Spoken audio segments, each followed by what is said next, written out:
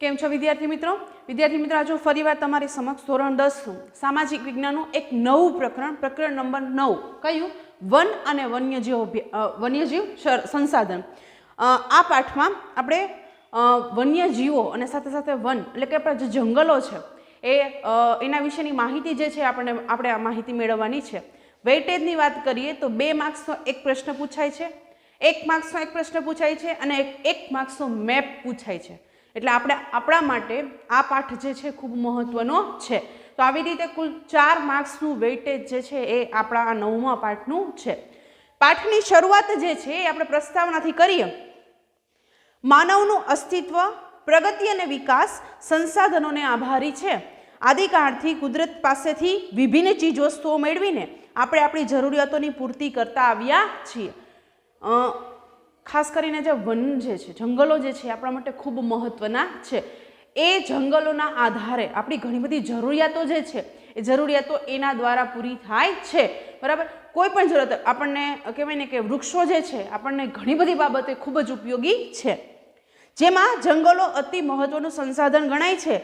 જંગલોનો સામાન્ય અર્થ વૃક્ષો, ઝાખરા કે ઘાસનો સમુચ્ચય, કુદરતી વનસ્પતિમાં એ જ વનસ્પતિનો સમાવેશ કરી શકાય જેનો ઉછેર માનવ સહાય વિના કુદરતી રીતે થયો હોય તે અક્ષત વનસ્પતિ કહે છે. જો આપણા માટે આ મહત્વનું અક્ષત.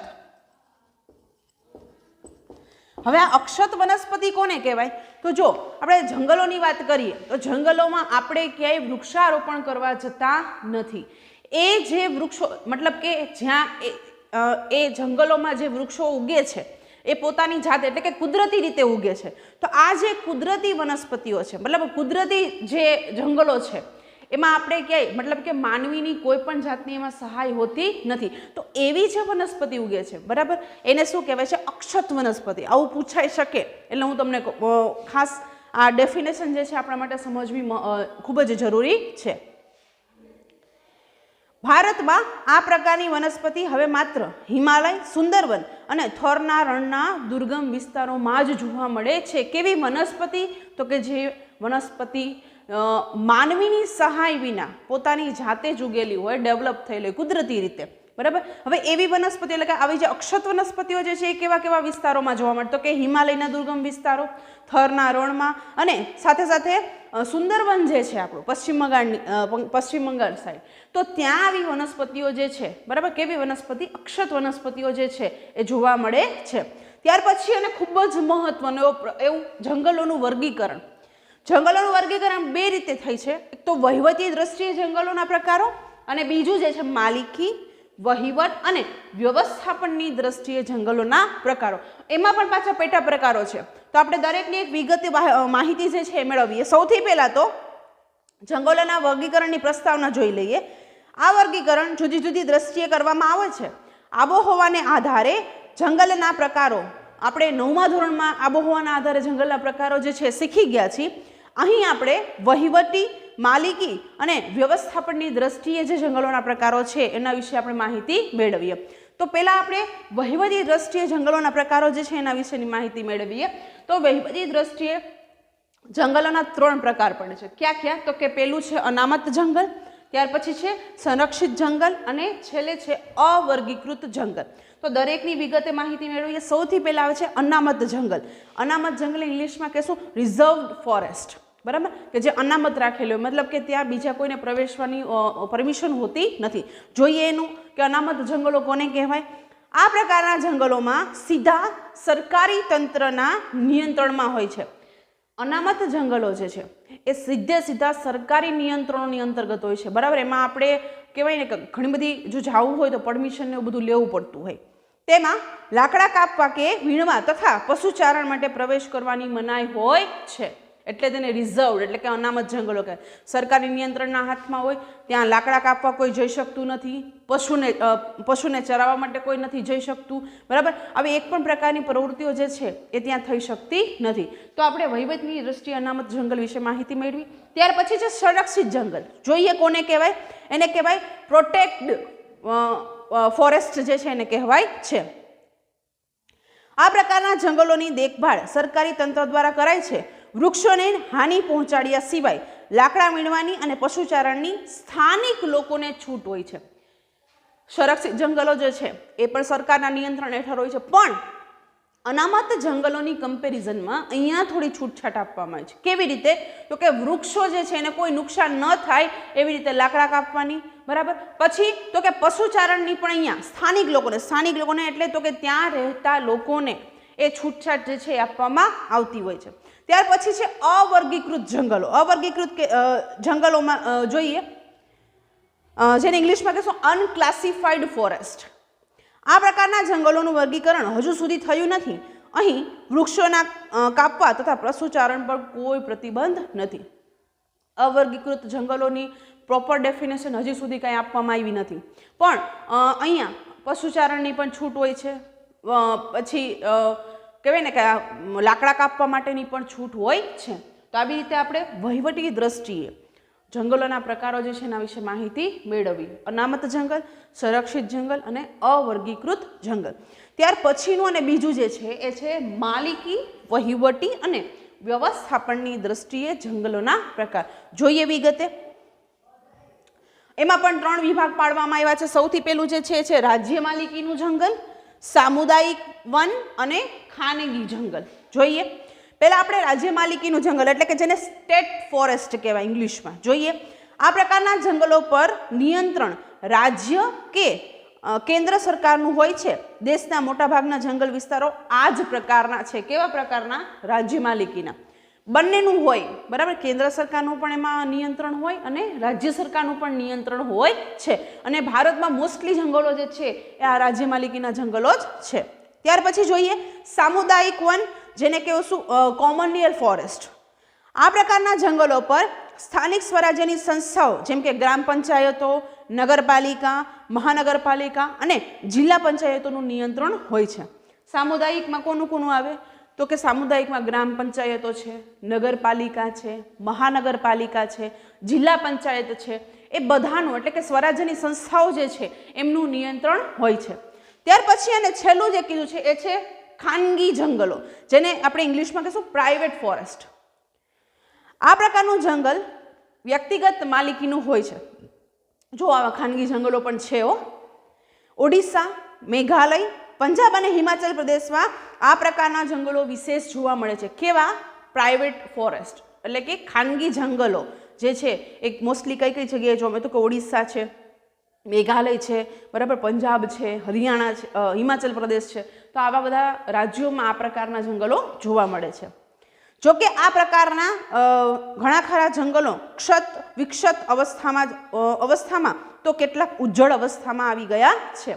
આ જે ખાનગી પ્રકારના જંગલો છે એમાં અમુક જંગલો જે છે એ કહેવાય ને કે લીલાછમ છે, અમુક સાવ સૂકા છે, અમુક સાવ વેરાન જ છે, બરાબર. તો આવી રીતે આ ખાનગી પ્રકારના જંગલો જે છે આપણને જોવા મળે છે.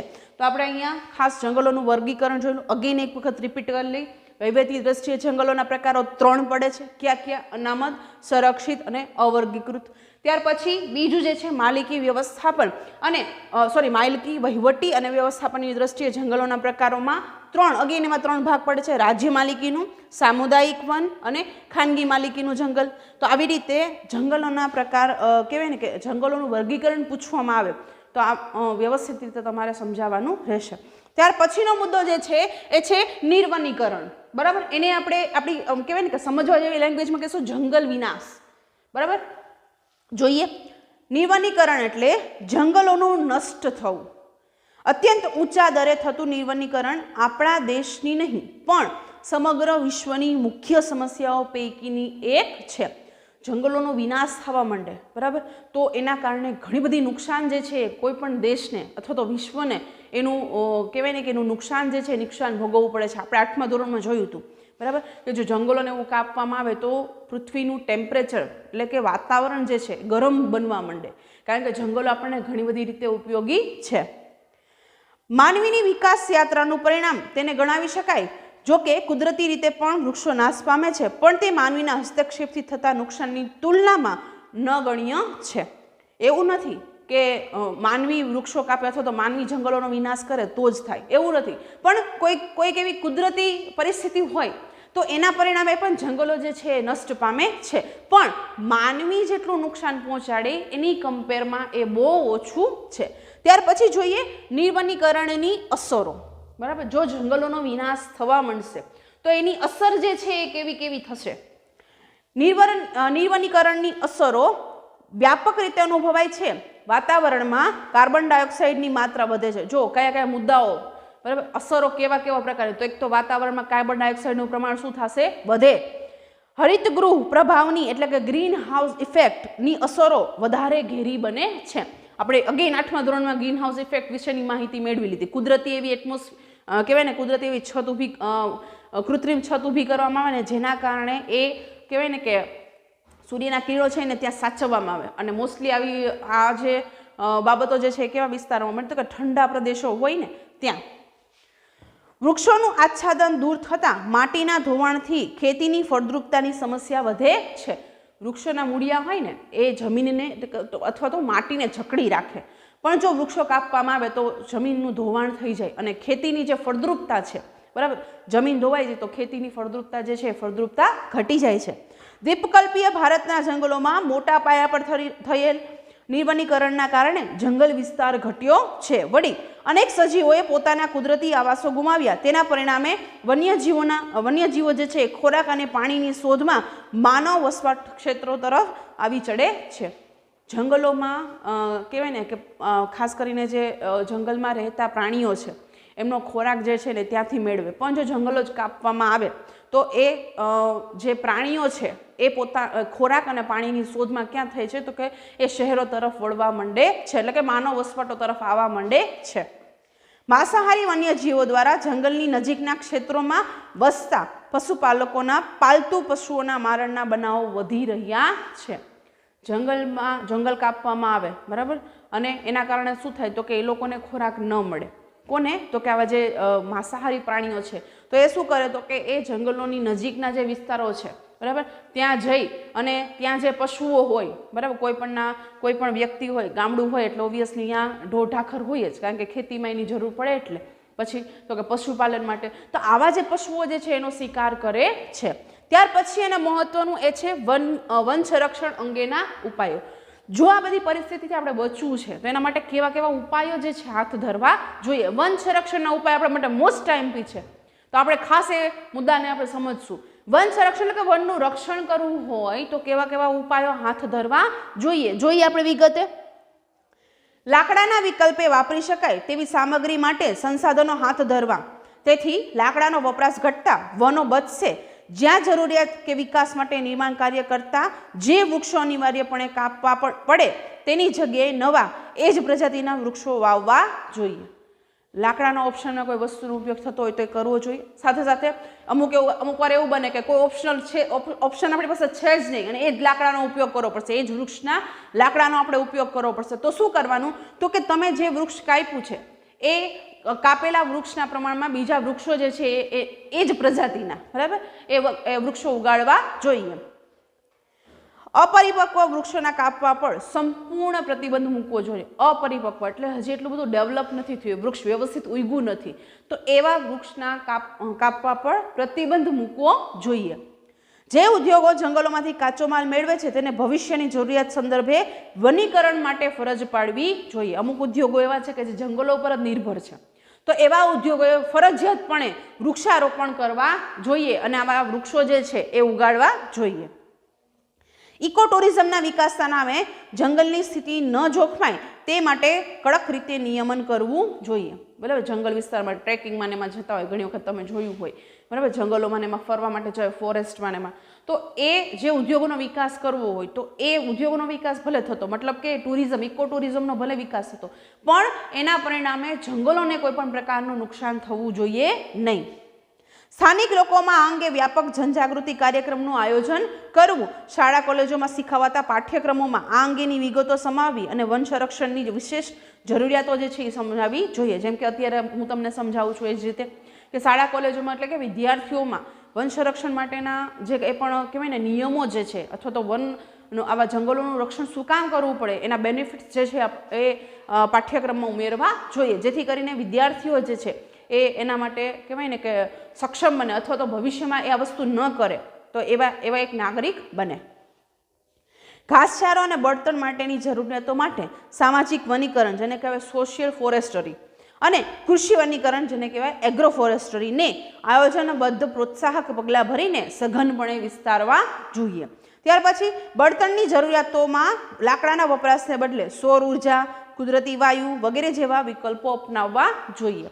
લાકડાનો ઉપયોગ ન થાય એના ઓપ્શનમાં રાંધવા માટે બરાબર બળતણ માટે ઓપ્શનમાં જે પણ સૌર ઉર્જા છે કે એ બધાનો ઉપયોગ જે છે તમે જુઓ તો પેલા સોલાર કુકર ને એવું આવે બરાબર કે એમાં તો કંઈ ખર્ચ જ નથી, ખાલી એક વખત વસાવી લેવાનો, વ્યવસ્થિત એમાં રસોઈ જે છે રસોઈ બની જાય છે. તમે સૂર્યનો તડકો આવતો હોય ત્યાં ઘણી બધી વખત તમે ઘરમાં ઘણા બધાના ઘરમાં પણ તમને જોવા મળતું હોય. તો આવી જે ઓપ્શનલ જે વૈકલ્પિક સાધનો જે છે એનો ઉપયોગ આપણે વધારવો જોઈએ.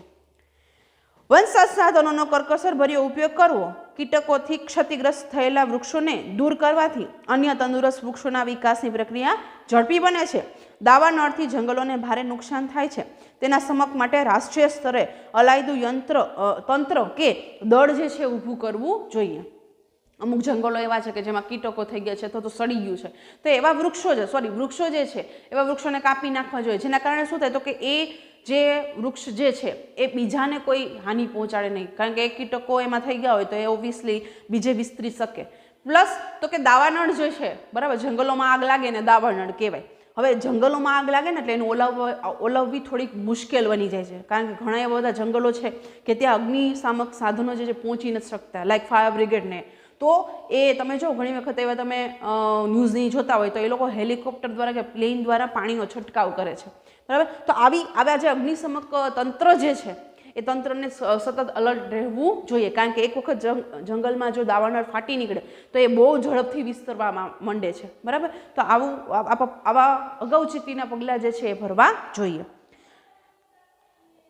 ત્યાર પછી જંગલ ક્ષેત્રોમાં આવેલા ધાર્મિક આસ્થા કેન્દ્રો પર ભરાતા મેળા, યોજાતા ભંડારા અને પરિક્રમા સમયે પરિવહનની સુવિધા વધતા તે પ્રવાસ સુગમ થતાં હજારો યાત્રિકો પહોંચે છે. તે સમય થતો કચરાનો યોગ્ય નિકાલ ન થવાથી જંગલો જે છે દૂષિત થાય છે. ખાસ કરીને આપણે જ્યારે જૂનાગઢની પરિક્રમામાં જઈએ બરાબર, તો એ સમયગાળા દરમિયાન ત્યાં ખૂબ જ જે લોકો હોય એ ખૂબ જ કચરો કરે છે, ગંદકી કરે છે. તો આવું બધું કરવું ન જોઈએ. તો જ્યારે પણ આવી બધી કહેવાય ને કે આવી યાત્રાને એવું બધું યોજવામાં આવે તો એની પહેલાં જે આવી બધા કહેવાય ને કે આવા જે ભંડારા છે, ભોજનાલયો જે કંઈ હોય તો ત્યાં ખાસ કચરાનો યોગ્ય નિકાલ થાય એની વ્યવસ્થા સૌપ્રથમ તો ઊભી કરવી જોઈએ. પશુચારણ માટે અલાયદા વિસ્તારો રાખવા જોઈએ. જ્યાં કહેવાય ને જંગલોમાં ઈચ્છા પડે ત્યાં પશુચારણ નહીં, પણ એના માટેને એક સેપરેટ સ્થાન જે છે કે ભાઈ અહીંયા જ પશુચારણ માટે લઈ જવા, બાકી ક્યાંય પણ લઈ જવા નહીં. તો આવી એક વ્યવસ્થા પણ ઊભી કરવી જોઈએ. તો આપણે વન સંરક્ષણ અંગેના ઉપાયો વિશેની માહિતી મેળવી. ત્યાર પછી જે છે મહત્વનું વૈવિધ્યસભર વન્ય જીવ જોઈએ. ભારતમાં આબોહવા અને ભૂપૃષ્ઠની દ્રષ્ટિએ ઘણી વિવિધતા જોવા મળે છે. આ ભૌગોલિક વિવિધતાના કારણે જીવજંતુ, પશુ પક્ષીઓ અને વનસ્પતિઓમાં પણ વિવિધતા જોવા મળે છે. વિશ્વમાં પશુ પક્ષીઓની લગભગ 15 લાખ જેટલી પ્રજાતિઓ છે. વિશ્વમાં તમે વિચારો, આપણે વિચારી પણ ન શકીએ વિશ્વમાં પશુ પક્ષીની કેટલી 15 લાખ જેટલી પ્રજાતિઓ જે છે એ પ્રજાતિઓ આપણને જોવા મળે છે. તેમાંથી 81,251 જેટલી પ્રજાતિઓ ભારતમાં જોવા મળે છે. કેટલી? 81,251. આ જે પ્રજાતિઓ છે માત્ર આપણે ભારત દેશમાં જોવા મળે છે. તો આ આંકડા આપણા માટે મહત્વના, કારણ કે જ્યારે પણ પ્રશ્ન પૂછાય તો એમાં આંકડાકીય માહિતી લખો તો સારું. જૈવ વિવિધતાની દ્રષ્ટિએ જોઈએ તો ભારત વિશ્વમાં 12મા સ્થાને છે. જૈવ વિવિધતાની દ્રષ્ટિએ